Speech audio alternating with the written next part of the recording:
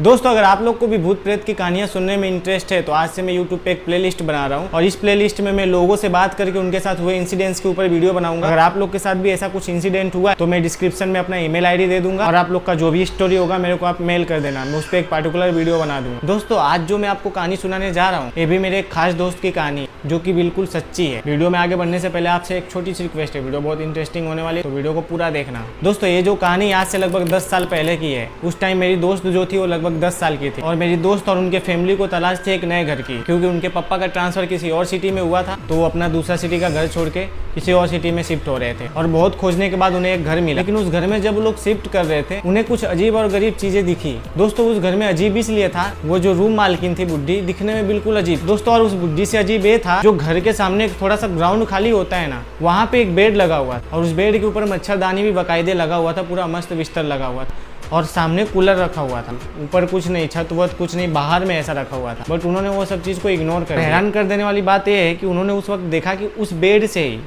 एक कुत्ते को बांधा गया है जो कि अधमरा हो चुका है, जैसे कि उसको बहुत दिनों से कुछ खाने पीने को नहीं दिया गया है। लेकिन वो सब वहाँ पे नए थे तो ये सब चीज़ों को नोटिस नहीं किया जाता।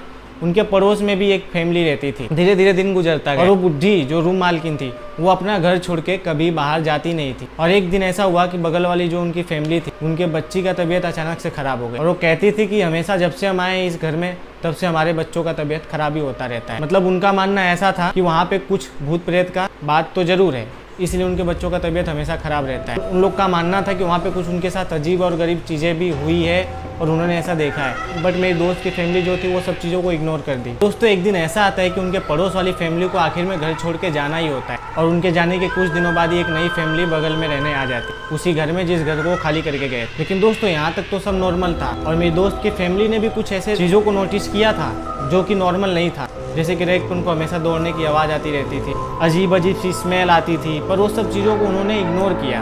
लेकिन ऐसा भी नहीं कि उनके मन में डर नहीं था, थोड़ा बहुत तो डर उनके मन में था। और एक दिन ऐसा हुआ कि जो पड़ोस में फैमिली रहने आई थी उसमें एक अंकल थे और उनकी छोटी बच्चियाँ भी थी।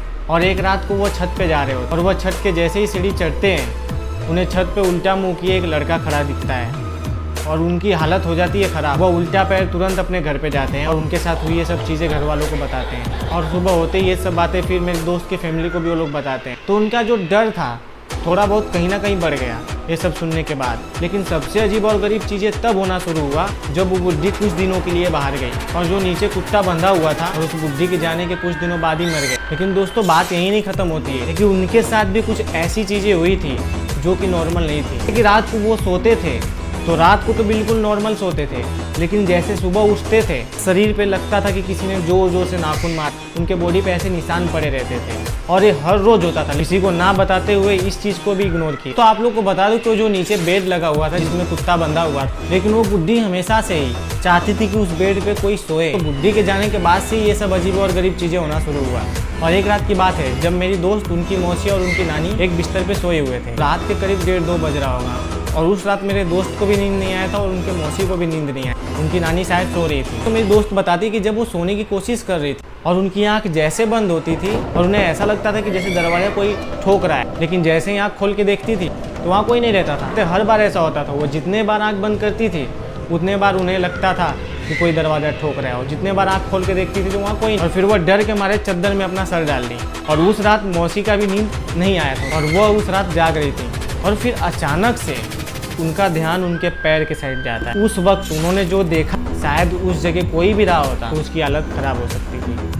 दोस्तों उन्होंने देखा कि 10-11 साल का लड़का उनके पैर के जस्ट सामने खड़ा है और वह लड़का मेरी दोस्त के नानी के ऊपर यानी कि मौसी के मम्मी के ऊपर तुरंत कूद गया और नानी का भी नींद खुल गया और वो पूछती है मौसी से कि कौन कूदा। लेकिन मौसी तो पूरी डरी हुई थी और वो नहीं चाहती थी कि उनकी मम्मी भी डरे, इसलिए उस रात उन्होंने बहाना मार दिया कि कोई चूहा कूदा। तो जैसे भी डरते डरते सोई और फिर सुबह होते ही ये सब इंसिडेंट अपने पूरी फैमिली को बताया और वो पूरी तरह से डर गए थे और अगली रात उस रूम में वो सोना नहीं चाहते थे तो अपना रूम जो था मम्मी पापा के रूम के साथ एक्सचेंज कर ली। लेकिन ऐसा बात भी नहीं है कि उनके साथ ही ऐसा हो। उस रात पापा को भी कुछ आवाज़ें सुनाई दे रही थी, जैसे जोर जोर से कोई दीवार को खुरच रहा हो और उनके कान में ऐसा कोई बोल रहा हो कि पापा मुझे घर से मत निकालो। तो पापा के साथ ऐसा कुछ हुआ, लेकिन पापा ने ये बात किसी को नहीं बताया। और ऐसा बात नहीं है कि इसके पहले पापा के साथ ऐसी चीज़ें नहीं हुई थी, उनके साथ भी ऐसा हुआ था और उन्होंने किसी के साथ शेयर नहीं किया कि वो डर जाए। तो वह तुरंत अगले दिन दूसरा घर खोजने लगे। तो आप लोग को बता दूं कि वो बुड्ढी चाहती नहीं थी कि वो लोग रूम खाली करके जाएं, लेकिन उनके साथ ऐसा कुछ चीज़ें हुई थी जो नॉर्मल नहीं थी। दोस्तों मैं तो आपको एक स्टोरी बता रहा हूँ, आप लोग स्टोरी को सुन रहे हो,